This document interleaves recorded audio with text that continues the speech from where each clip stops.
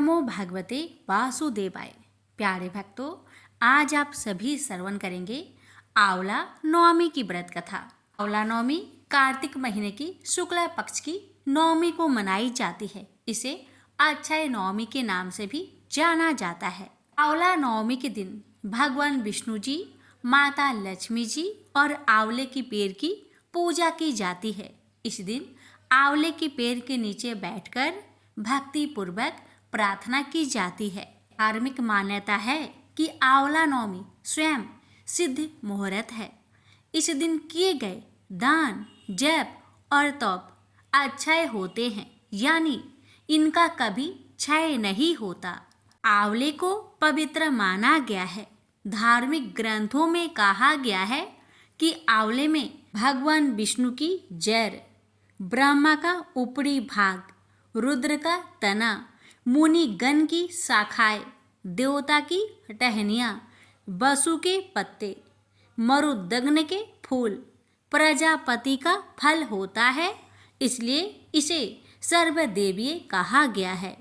मान्यता है कि आंवले का पेड़ ब्रह्मा जी की आंसुओं से बना है।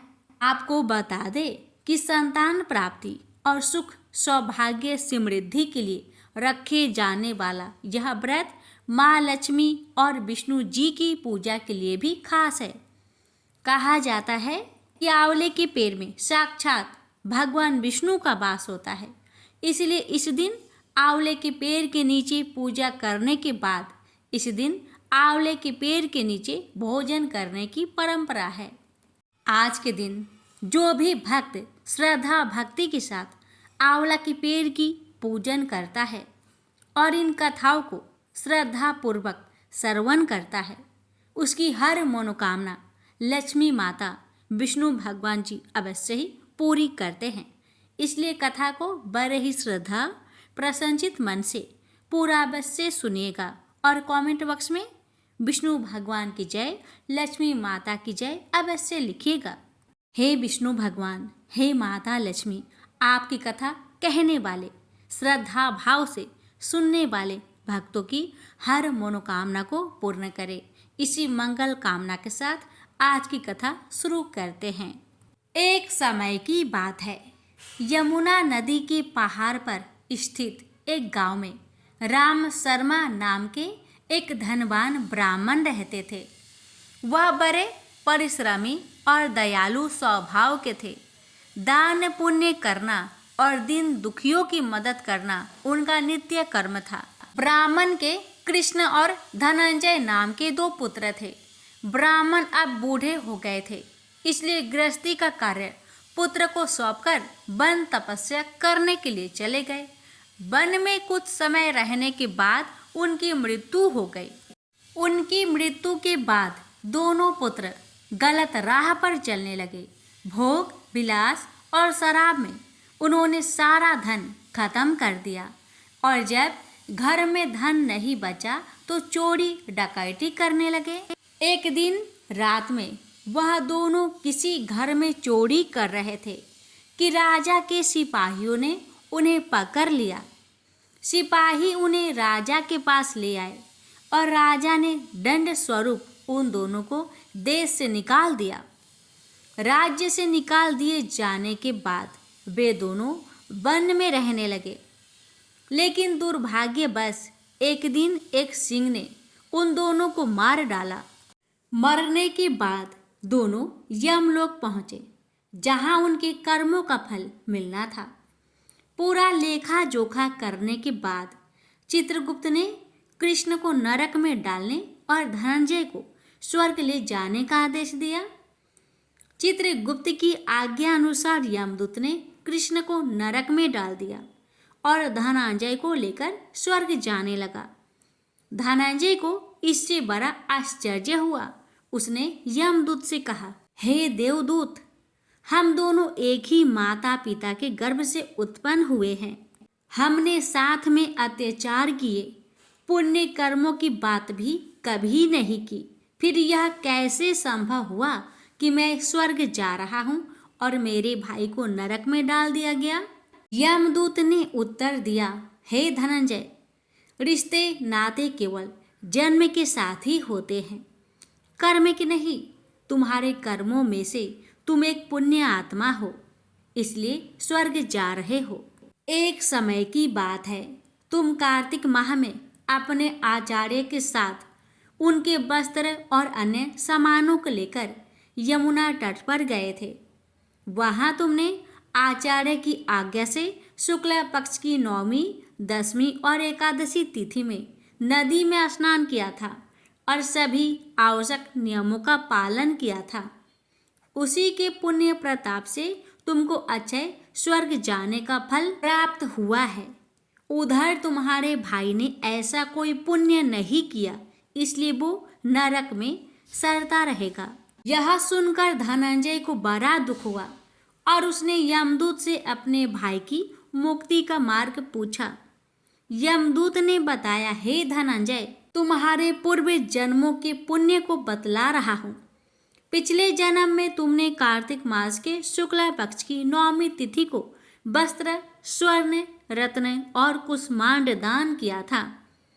इससे तुम्हें जो पुण्य प्राप्त हुआ है वह स्वर्ग वालों के लिए भी दुर्लभ है।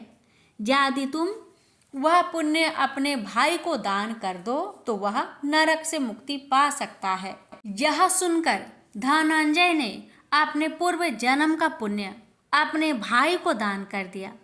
उस पुण्य दान के प्रभाव से कृष्ण को नरक से मुक्ति मिल गई और वह अपने भाई धनंजय के साथ भगवान विष्णु के परम पद का अधिकारी हुआ। तो ये थी अक्षय नवमी की संपूर्ण कथा। इस दिन वस्त्र, रत्न, कुष्मांड आदि दान करने से उत्तम पुण्य की प्राप्ति होती है। नारद मुनि कहते हैं कि यदि अक्षय नवमी के दिन आंवले की पेड़ की पूजा की जाए तो अश्वमेध यज्ञ से भी अधिक फल प्राप्त होते हैं। इसलिए इस दिन आंवला के पेड़ की पूजा करने का भी विशेष महत्व है। प्रेम से बोलिए विष्णु भगवान जी की जय, माता लक्ष्मी की जय। एक कथा के अनुसार एक बार जगत गुरु आदि शंकराचार्य भिक्षा मांगने एक कुटिया के सामने रुके। वहां एक बूढ़ी औरत रहती थी जो अत्यंत गरीबी और दयनीय स्थिति में थी। शंकराचार्य की आवाज सुनकर वह बूढ़ी औरत बाहर आई। उसके हाथ में एक सूखा आंवला था। वह बोली, महात्मन, मेरे पास इस सूखे आंवले के सिवाय कुछ नहीं है जो आपको भिक्षा में दे सकूं।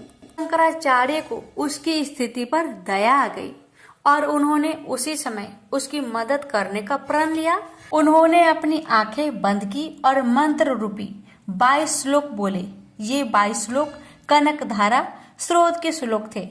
माँ लक्ष्मी ने दिव्य दर्शन दिए और कहा कि शंकराचार्य, इस औरत ने पूर्व जन्म में कोई भी वस्तु दान नहीं की। यह अत्यंत कंजूस थी और मजबूर बस कभी किसी को कुछ देना ही पड़ जाए तो यह बुरे मन से दान करती थी। इसलिए इस जन्म में इसकी यह हालत हुई है। यह अपने कर्मों का फल भोग रही है, इसलिए मैं इसकी कोई सहायता नहीं कर सकती। शंकराचार्य ने देवी लक्ष्मी की बात सुनकर कहा, हे महालक्ष्मी, इसने पूर्व जन्म में अवश्य दान धर्म नहीं किया है, लेकिन इस जन्म में इसने पूर्ण श्रद्धा से मुझे यह सूखा आंवला भेंट किया है। इसके घर में कुछ नहीं होते हुए भी इसने यह मुझे सौंप दिया। इस समय इसके पास यही सबसे बड़ी पूंजी है। क्या इतना भेंट करना पर्याप्त नहीं? शंकराचार्य की इस बात से देवी लक्ष्मी प्रसन्न हुई और उसी समय उन्होंने गरीब महिला की कुटिया में स्वर्ण के आंवले की वर्षा कर दी। लक्ष्मी माता, जैसे आपने उस बुढ़िया माई पर अपनी कृपा करी, वैसे ही आपकी कथा कहने वाले, सुनने वाले, हुक्कार भरने वाले सभी की परिवार पर अपनी कृपा सदा सर्वदा बनाए रखना। प्रेम से बोलिए माँ महालक्ष्मी की जय। काशी नगर में एक निसंतान धर्मात्मा तथा दानी वैश्या रहता था। एक दिन वैश्या की पत्नी से एक पड़ोसन बोली, यदि तुम किसी पराये लड़के की बलि भैरव को नाम से चढ़ा दो तो तुम्हें पुत्र प्राप्त होगा। यह बात जब वैश्या को पता चली तो उसने अस्वीकार कर दिया, परंतु उसकी पत्नी मौके की तलाश में लगी रही। एक दिन एक कन्या को उसने कुएं में गिराकर भैरव देवता के नाम पर बलि दे दी। इस हत्या का परिणाम विपरीत हुआ। लाभ की जगह उसके पूरे बदन में कोर हो गया तथा लड़की की प्रेत आत्मा उसे सताने लगी। वैश्या के पूछने पर उसकी पत्नी ने सारी बात बता दी। इस पर वैश्या कहने लगा, गोवध, ब्राह्मण वध तथा बाल वध करने वाले के लिए इस संसार में कहीं जगह नहीं है। इसलिए तू गंगा तट पर जाकर भगवान का भजन कर तथा गंगा में स्नान कर, तभी तू इस कष्ट से छुटकारा पा सकती है। वैश्या की पत्नी पश्चाताप करने लगी और रोग मुक्त होने के लिए माँ गंगा के शरण में गई। तब गंगा ने उसे कार्तिक शुक्ला पक्ष की 9वीं तिथि को आंवला के वृक्ष की पूजा कर आंवले का सेवन करने की सलाह दी, जिस पर महिला ने गंगा माता के बताए अनुसार इस तिथि को आंवला वृक्ष का पूजन कर आंवला ग्रहण किया था और वह रोग मुक्त हो गई थी। इस व्रत व पूजन के प्रभाव से कुछ दिनों बाद उसे दिव्य शरीर व पुत्र रत्न की प्राप्ति हुई। तभी से हिंदुओं में इस व्रत को करने का प्रचलन बढ़ा। तब से लेकर आज तक यह परंपरा चली आ रही है। हे आंवला नवमी के देवता, आपकी कथा कहने वाले और श्रद्धा भाव से इस कथा को श्रवण करने वाले, पुत्र की कामना रखने वाले हर माताओं को पुत्र प्राप्ति का आशीर्वाद अवश्य देना। प्रेम से बोलिए आंवला देवता की जय। जय श्री हरि, लक्ष्मी माता की जय। एक राजा था, उसका प्रण था वह रोज 1.25 मन आंवले दान करके ही खाना खाता था। इससे उसका नाम आंवलिये राजा पड़ गया। एक दिन उसके बेटे बहू ने सोचा कि राजा इतने सारे आंवले रोजाना दान करते हैं, इस प्रकार तो एक दिन सारा खजाना खाली हो जाएगा। इसलिए बेटे ने राजा से कहा कि उसे इस तरह दान करना बंद कर देना चाहिए।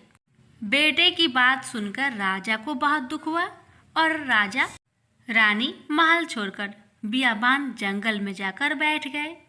राजा रानी आंवला दान नहीं कर पाए और प्रण के कारण कुछ खाया नहीं। जब भूख प्यासे 7 दिन हो गए तब भगवान ने सोचा कि यदि मैंने इनका प्रण नहीं रखा और इसका सत नहीं रखा तो विश्वास चला जाएगा। इसलिए भगवान ने जंगल में ही महल, राज्य और बाग बगीचे सब बना दिए और ढेरों आंवले के पेड़ लगा दिए। सुबह राजा रानी उठे तो देखा कि जंगल में उनके राज्य से भी दुगना राज्य बसा हुआ है। रानी देख कहती है, सत मत छोड़ो, सुरमा सत छोड़िया पत जाए, सत की छोरी लक्ष्मी फिर मिलेगी आए। आओ नहा धोकर आंवले दान करें और भोजन करें। राजा रानी ने आंवले का दान करके खाना खाया और खुशी खुशी जंगल में रहने लगे। उधर आंवला देवता का अपमान करने व माता पिता से बुरा व्यवहार करने के कारण बहू बेटे के बुरे दिन आ गए। राज्य दुश्मनों ने छीन लिया, दाने दाने को मोहताज हो गए और काम ढूंढते हुए अपने पिताजी के राज्य में आ पहुँचे। उनके हालत इतने बिगड़े हुए थे कि पिता ने उन्हें बिना पहचाने हुए काम पर रख लिया। बेटे बहू सोच भी नहीं सकते कि उनके माता पिता इतने बड़े राज्य के मालिक भी हो सकते हैं। सो उन्होंने भी अपना माता पिता को नहीं पहचाना। एक दिन बहू ने सास के बाल गूंथते समय उनकी पीठ पर मस्सा देखा। उसे यह सोचकर रोना आने लगा कि ऐसा मस्सा मेरी सास के भी था। हमने ये सोचकर उन्हें आंवला दान करने से रोका था कि हमारा धन नष्ट हो जाएगा। आज वे लोग न जाने कहाँ होंगे। यह सोचकर बहू को रोना आने लगा और आंसू टपक टपक कर सास की पीठ पर गिरने लगे। रानी ने तुरंत पलट कर देखा और पूछा कि तू क्यों रो रही है। उसने बताया कि जैसा आपके पीठ में मस्सा है वैसा ही मस्सा मेरी सास की पीठ पर भी था। हमने उन्हें आंवले दान करने से मना कर दिए, इसलिए वे घर छोड़कर कहीं चले गए। तब रानी ने उन्हें पहचान लिया, सारा हाल पूछा और अपना हाल बताया। अपने बेटे बहू को समझाया कि दान करने से धन कम नहीं होता बल्कि बढ़ता है। बेटे बहू भी अब सुख से राजा रानी के साथ रहने लगे। हे भगवान, जैसा राजा रानी का सत रखा वैसे ही कहते सुनते सारे परिवार का सुख रखना। प्रेम से बोलिए विष्णु भगवान जी की जय। एक बार भगवान नारायण बैकुंठ लोक में सोए हुए थे। उन्होंने सपने में देखा कि करोड़ों चंद्रमाओं की कांति वाले त्रिशूल डमरूधारी स्वर्ण भरण भूषित सूर्येंद्र बंदित सिद्धि सेवित त्रिलोचन भगवान शिव प्रेम और आनंदातिरिक्त से उन्मत्त होकर उनके सामने नृत्य कर रहे हैं। उन्हें देखकर भगवान विष्णु हर्ष से गदगद हो उठे और अचानक उठकर बैठ गए। कुछ देर तक ध्यानस्थ बैठे रहे। उन्हें इस प्रकार बैठे देखकर श्री लक्ष्मी जी पूछने लगी, भगवान आपके इस प्रकार अचानक निद्रा से उठकर बैठने का क्या कारण है? भगवान ने कुछ देर तक उनके इस प्रश्न का कोई उत्तर नहीं दिया और आनंद में निमग्न चुपचाप बैठे रहे। कुछ देर बाद हर्षित होते हुए बोले, देवी मैंने अभी सपने में भगवान श्री महेश्वर का दर्शन किया है। उनकी छवि ऐसी अपूर्व आनंदमयी एवं मनोहर थी कि देखते ही बनती थी। मालूम होता है कि शंकर ने मुझे स्मरण किया है। अहो भाग्य, चलो कैलाश में चलकर हम लोग महादेव के दर्शन करें। ऐसा विचार कर दोनों कैलाश की ओर चल दिए।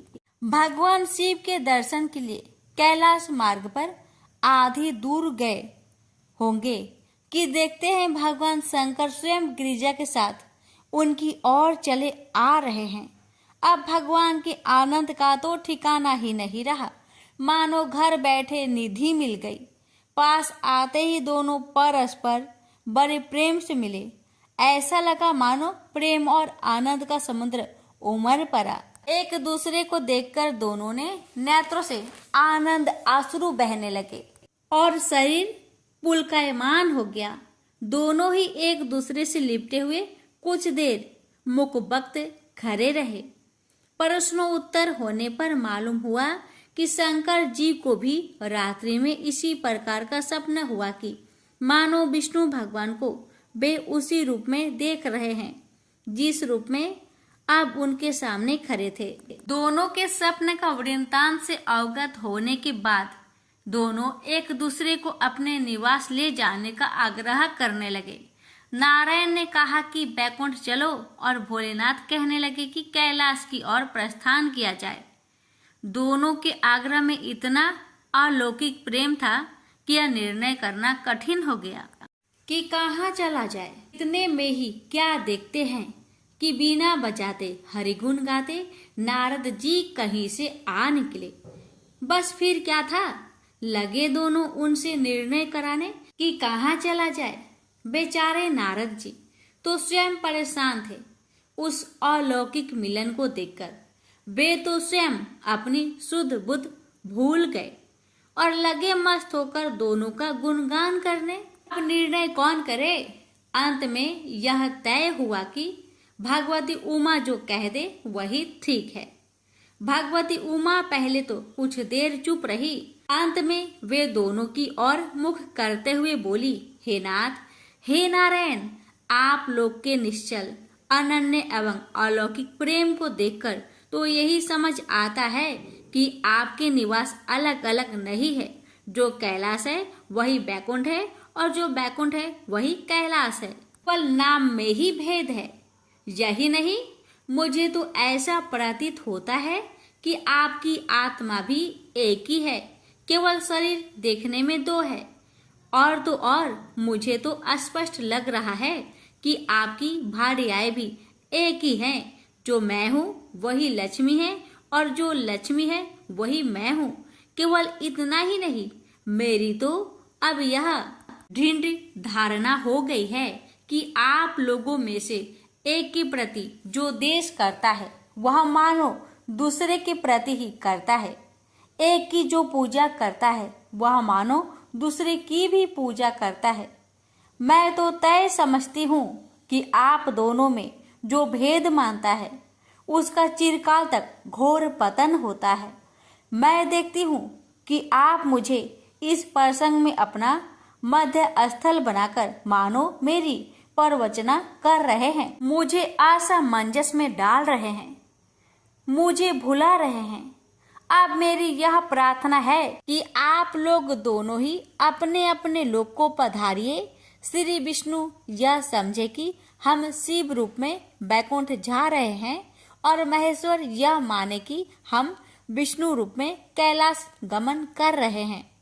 इस उत्तर को सुनकर दोनों परम प्रसन्न हुए और भगवती उमा की प्रशंसा करते हुए दोनों ने एक दूसरे को प्रणाम किया और अत्यंत हर्षित होकर अपने अपने लोक को प्रस्थान किया। लौटकर जब श्री विष्णु बैकुंठ पहुंचे तो श्री लक्ष्मी जी ने उनसे प्रश्न किया, हे प्रभु, आपको सबसे अधिक प्रिय कौन है? भगवान बोले, प्रिय, मेरी प्रियतम केवल श्री शंकर है। देहधारियों को अपने देह की भांति वे मुझे अकारण ही प्रिय है। एक बार मैं और श्री शंकर दोनों पृथ्वी पर घूमने निकले। मैं अपने प्रियतम की खोज में इस आशय से निकला कि मेरी ही तरह जो अपने प्रियतम की खोज में देश देशांतर में भटक रहा होगा, वही मुझे अकारण प्रिय होगा। थोड़ी देर के बाद मेरी श्री शंकर जी से भेंट हो गई। वास्तव में मैं ही जनार्दन हूँ और मैं ही महादेव हूँ। अलग अलग दो घरों में रखे हुए जल की भांति मुझ में और उनमें कोई अंतर नहीं है। शंकर जी के अतिरिक्त शिव की चर्चा करने वाला शिव भक्त भी मुझे अत्यंत प्रिय है। इसके विपरीत जो शिव की पूजा नहीं करते वे मुझे कदापि प्रिय नहीं हो सकते। इस तरह जो शिव की पूजा करता है वह बैकुंठवासी विष्णु को भी स्वीकार है और जो श्री विष्णु की वंदना करता है वह त्रिपुरारी को भी मान लेता है। प्रेम से बोलिए हर हर महादेव। माता पार्वती की जय। लक्ष्मीपति विष्णु भगवान की जय। भगवान गणेश की कथा ऋषिकेश में गंगा जी के किनारे एक संत रहा करते थे। वह जन्म से अंधा थे और उनका नित्य नियम था कि वह शाम के समय ऊपर गमन चुंबी पहाड़ में भ्रमण करने के लिए निकल जाते थे और पहाड़ों के ऊपर जाकर गणेश भगवान का नाम जापा करते थे, उनके नाम से कीर्तन करते थे, उनका गुणगान किया करते थे। एक दिन उनके एक शिष्य ने पूछा, बाबा, आप हर रोज इतने ऊंचे ऊंचे पहाड़ों पर भ्रमण हेतु जाते हैं, वहाँ बहुत गहरी गहरी खाइयाँ भी है और आपको आंखों से दिखलाई भी नहीं देता, क्या आपको डर नहीं लगता? अगर कभी पाँव लड़खड़ा गए तो? बाबा ने कुछ नहीं कहा और शाम के समय शिष्य को साथ ले चले गए। पहाड़ों के मध्य में जाके बाबा ने शिष्य से कहा कि जैसे ही कोई गहरी खाई तुम्हें दिखाई दे तो मुझे बता देना। जैसे ही दोनों चलते रहे और थोड़ी देर बाद ही गहरी खाई आई। शिष्य ने बताया कि बाबा, आगे गहरी खाई आ चुकी है। बाबा ने कहा, मुझे इसमें धक्का दे दो। शिष्य ने हैरान होकर कहा, आप क्या कह रहे हैं बाबा? बाबा ने कहा, मैं ठीक कह रहा हूँ, मुझे तुम खाई में ढकेल दो। शिष्य बाबा की बातें सुनकर हकबक रह गया। ने कहा, बाबा, मैं आपको कैसे धक्का दे सकता हूँ? मैं ऐसा हरगिज नहीं कर सकता। आप तो मेरे गुरुदेव हैं। मैं तो अपने किसी शत्रु को भी इस खाई में नहीं ढकेल सकता। बाबा, मुझे माफ कर दो। बाबा ने फिर कहा, कहता हूँ कि मुझे इस खाई में धक्का दो। यह मेरी आज्ञा है और मेरी आज्ञा की अवहेलना करोगे तो तुम नरकगामी होगे। शिष्य ने कहा, बाबा, मैं नरक भोग लूंगा मगर आपको हरगिज इस खाई में नहीं ढकेल सकता। तब बाबा ने शिष्य से कहा, रे नादान बालक, जब तुझ जैसा एक साधारण प्राणी मुझे खाई में नहीं धकेल सकता तो बता, मेरे भगवान, मेरे गणेश मुझे कैसे इस खाई में गिरने दे सकते हैं? बता। गणेश जी को तो सिर्फ गिरे हुए को उबारना आता है, गिरे हुए को उठाना आता है। वह कभी भी किसी को गिरने नहीं देते। इस महाराज तो हर पल हमारे साथ है, बस हमें विश्वास रखना होगा उन पर। तो सभी प्रेम से बोले गणेश भगवान की जय। लापसी तपसी की कथा। एक लापसी था, एक तपसी था। तपसी हमेशा भगवान की तपस्या में लीन रहता था। लापसी रोजाना 1.25 सेर की लापसी बनाकर भगवान का भोग लगाकर जीम लेता था। एक दिन दोनों लड़ने लगे। लापसी बोला, मैं रोज भगवान की तपस्या करता हूँ, इसलिए मैं बड़ा हूँ। लापसी बोला कि मैं रोज भगवान को 1.25 सेर लापसी का भोग लगाता हूँ, इसलिए मैं बड़ा हूँ। नारद जी वहां से गुजर रहे थे। दोनों को लड़ता देखकर उनसे पूछा कि क्यों तुम लड़ रहे हो। लापसी ने खुद को बड़ा होने का कारण बताया और तपसी ने अपना कारण बताया। नारद जी बोले, तुम्हारा फैसला मैं कर दूंगा। दूसरे दिन लापसी और तपसी नहाकर अपनी रोज की भक्ति करने आए तो नारद जी ने छुपकर 1.25 करोड़ की एक एक अंगूठी उन दोनों के आगे रख दी। तपसी की नजर जब अंगूठी पर पड़ी तो उसने चुपचाप अंगूठी उठाकर अपने नीचे दबा ली। लापसी की नजर अंगूठी पर पड़ी लेकिन उसने ध्यान नहीं दिया। भगवान को भोग लगाकर लापसी खाने लगा। नारद जी सामने आए तो दोनों ने पूछा कि कौन बड़ा। तो नारद जी ने तपसी को खड़ा होने को कहा। वो खड़ा हुआ तो उसके नीचे दबी अंगूठी दिखाई पड़ी।